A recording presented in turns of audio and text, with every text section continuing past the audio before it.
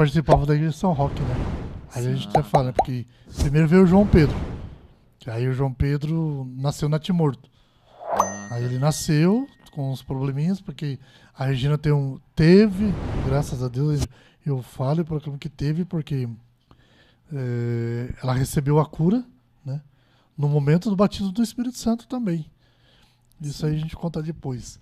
E aí, o João Pedro veio a nascer, e eu quase fiquei viúvo em menos de um ano de casado, né?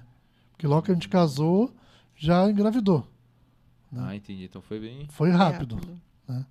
Até eu falo que se eu pudesse ter uns 10 filhos igual ao meu sogro, eu queria ter. É que Deus não deu essa permissão para nós, né? Por causa do problema que a Regina teve na época. E aí veio o João Pedro, aí o João Pedro nasceu na Timorto e já faleceu logo que nasceu, porque ela teve uma pré-eclâmpsia. Né? Tá. E aí depois veio o Marcos Rafael, que hoje está aqui com a gente, né? Ajuda aí, algum pessoal aí já conhece. Né? E daí depois vem o Marcos Rafael. O Marcos. Marcos Rafael foi mais tranquilo, não? Não. Não? Não, tá bem. Na verdade. E do trabalho, Marcão? Na verdade. Trabalho, Marcão? Até na hora de nascer, dá trabalho, Marcão? Todos os 3 primeiros sempre foram prematuros, né? E aí o Marcos também, eu estava entrando no caso assim de quase óbito, né? E aí quando eu fui no médico, ele falou assim, olha mãe, essa criança, se ele nascer aqui, ele não tem chance de vida. E aí eu falei, não, mas o meu Deus é maior. Então, aí minha pressão foi super alta, né? Só que aí eu esperei meu médico chegar, que ele estava fora. Chegou no outro dia, logo de manhã fui para o médico. E ele falou, não, eu conheço o caso de pessoas que estava como você e não precisei nunca mandar uma paciente minha para fora. Só que a gente não vai poder esperar, né? O seu parto tem que ser hoje. Então, lá o Marcos nasceu prematuro também. Então, nasceu de pouco peso, teve uma luta aí, né? Então, quando o Marcos nasceu, depois a gente sofreu com ele quase 1 ano e meio, mais ou menos, que ele tinha muita crise de convulsão, muita crise. Então, ali foi uma luta. Eu falo que nossa história, a gente ainda quer escrever um livro dela. Um dia, se Deus quiser. Porque foram muitas lutas, muitas lutas. E eu falo, né, a gente sempre tem um diálogo, graças a Deus, que eu acho que o que mantém o casamento é o diálogo. Sempre falo para o Ronaldo, porque se a gente não olha para a cruz, não olha para Cristo, a gente não mantém um casamento, não mantém.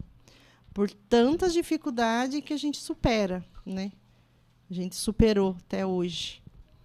E aí o Marcos, aí depois o desejo ainda, né? Porque ardia dentro de nós o desejo da maternidade, de ter mais filhos, né? E aí engravidamos da Ana Maria. Ana Maria nasceu de 5 para 6 meses. Pesou 750 gramas. Então cabia assim numa caixinha de sapato, né? Ainda sobrava ainda.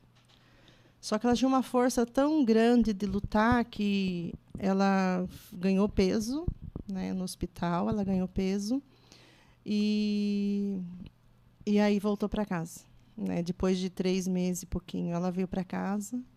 Aí, depois de 1 semana e meia, mais ou menos, tivemos que levar ela para o hospital de novo, porque ela estava com infecção. Que daí ela não aguentou, né? Aí, esses dias estava vendo foto dela, porque aí tem ela com o Marcos carregando ela, né? Estava vendo fotos dela, né, com o Marcos. É até emocionante, assim, de lembrar, né? Entendi. E interessante que para ela vir a óbito, ela passou por 8 paradas cardíacas. Né? Até 8.